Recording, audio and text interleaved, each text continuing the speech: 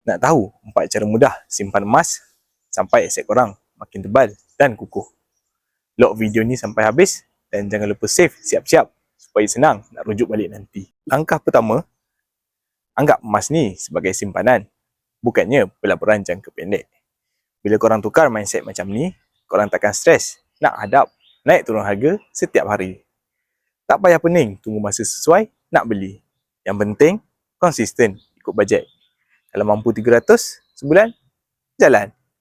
Ada rezeki lebih 5,000 sebulan, pun teruskan. Langkah kedua, guna platform yang mudah dan fleksibel.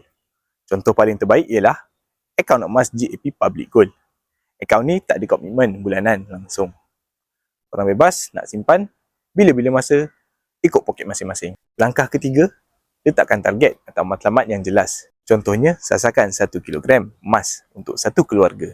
Bila ada impian macam ni, baru korang tahu berapa gram nak kena simpan setiap bulan. Nak mula dengan 1 gram sebulan dulu pun tak ada masalah, asalkan disiplin. Langkah keempat, keluarkan dan pegang emas fizikal tu sendiri. Kata pakar, emas yang terbaik adalah emas yang ada di tangan kita. Bila korang dapat rasa berat emas tu sendiri, korang akan rasa kewangan korang makin kukuh dan sayang nak belanjakan duit sesuka hati. Simpan emas dengan public gold memang sangat mudah. So, siapa nak mulakan bina kekayaan dengan emas ni, pergi tengok pin video dekat profil saya sekarang atau klik je link dekat bio.